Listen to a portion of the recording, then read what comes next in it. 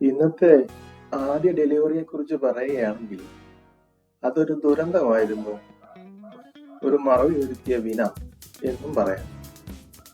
Earphone എടുക്കാൻ മറന്നുപോയി സ്നേഹിതരെ. മഴയത്ത് അതില്ലാതെ ഒരു രക്ഷയുമില്ല. മഴയുടെ ശബ്ദം മൂലം നേരിട്ട് ചെവിയിലേക്ക് എന്തെങ്കിലും എത്തിയാലേ റൂട്ട് നിർദ്ദേശങ്ങൾ കേൾക്കാനും കസ്റ്റമറുമായി സംസാരിക്കാനും എല്ലാം സാധിക്കത്തുള്ളൂ. വീട്ടിൽ പോയി അത് എടുത്തുകൊണ്ട് വന്നേ പറ്റൂ. അതെടുത്ത് പിടിക്കാൻ വീട്ടിലേക്ക് വിളിച്ചു പറഞ്ഞു. റെസ്റ്റോറൻറ്റിൽ നിന്നും സമയത്ത് ഓർഡർ കൈപ്പറ്റണം, അല്ലെങ്കിൽ നമ്മൾ ആ ഓർഡർ നിരസിച്ചതായിട്ട് ആപ്പ് കണക്കാക്കും. ആപ്പിന് ബുദ്ധിയും ബോധവുമൊന്നുമില്ല. എന്തൊക്കെയോ നിർദ്ദേശങ്ങൾ കണ്ണും പൂട്ടി അനുസരിക്കുന്ന വെറും ഒരു അടിമയാണ് ഈ ആപ്പ്.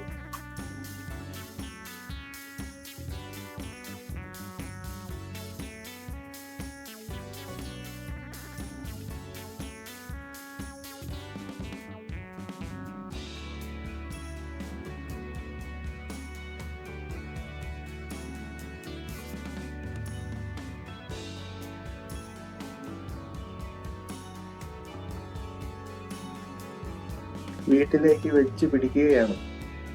കസ്റ്റമറിന്റെ അടുത്ത് എത്തുമ്പോൾ അല്പം താമസിക്കും. പാവം, വിശന്ന ഒരു പരുവരാഗമാകും. സാരമില്ല, കാര്യം പറയാം.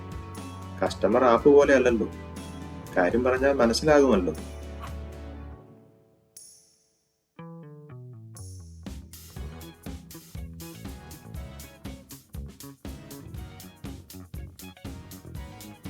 എന്തായാലും ആപ്പിലായി, അപ്പൊ പിന്നെ കുറച്ച് പൊതുവിജ്ഞാനം അങ്ങ് വിളമ്പാം അല്ലേ?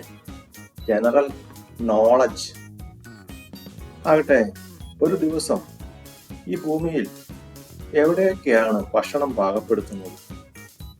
എന്തെങ്കിലും ഐഡിയ? ഒരു ചെറിയ അന്വേഷണം നടത്തി. ലഭിച്ച ഉത്തരം ഗംഭീരമായിരുന്നു. വീടുകളിൽ, ഹോട്ടലുകളിൽ, തട്ടുകടകളിൽ, ബേക്കറികളിൽ, കാന്റീനുകളിൽ, വിമാനത്തിൽ, ട്രെയിനിൽ, കപ്പലിൽ, ബോട്ടിൽ, എണ്ണ കിണറുകളിൽ, ഉത്തര ദക്ഷിണ ധ്രുവങ്ങളിലെ ഗവേഷണ കേന്ദ്രങ്ങളിൽ എന്ന് വേണ്ട, മനുഷ്യൻ എവിടെയുണ്ടോ അവിടെയെല്ലാം ഓരോ ദിവസവും ഭക്ഷണം പാകപ്പെടുത്തുന്നുണ്ട്. വയറേശാരണം.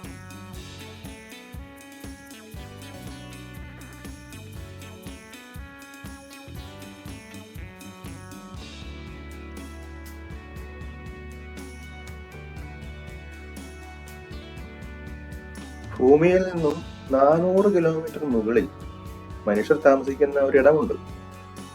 ISS അഥവാ ഇന്റർനാഷണൽ സ്പേസ് സ്റ്റേഷൻ. അവിടെയും കഴിക്കുന്നത് ഭൂമിയിൽ നിന്നും കൊണ്ടുവരുന്ന സാധനങ്ങൾ തന്നെ.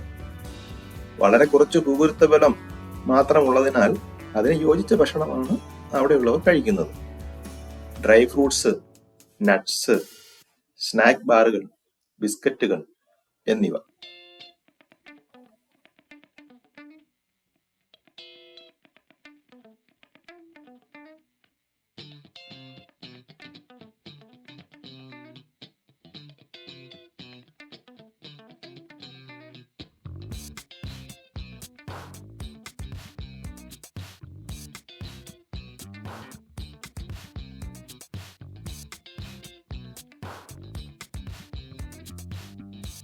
വീടെത്തി.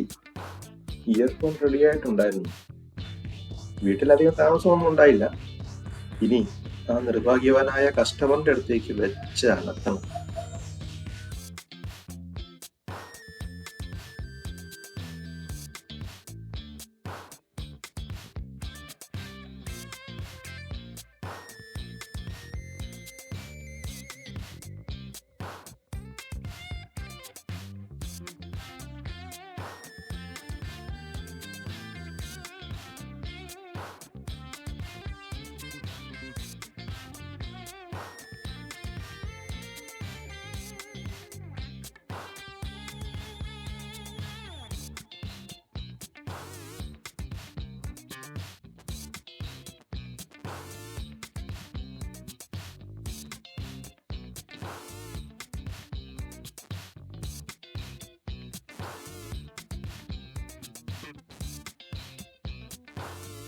മഴ, തണുപ്പ്, ഇരുട്ട്, ഈ ഡെഡ്ലി കോംബോയിലൂടെ ഒരല്പം വെട്ടവുമായി ഊളിയിടുകയാണ്.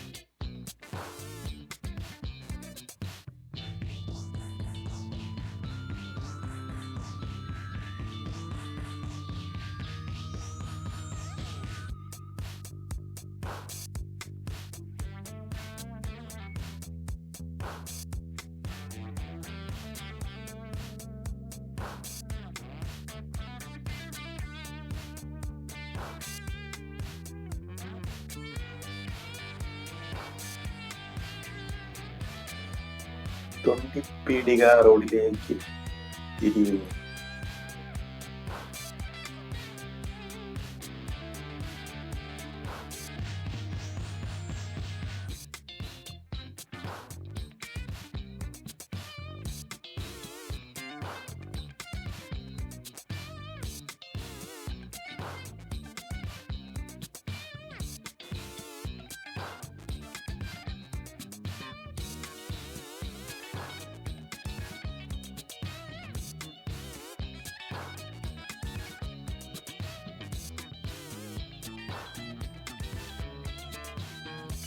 ഒടുവിൽ കസ്റ്റമറുടെ സന്നിധിയിലേക്ക് വന്നെത്തി.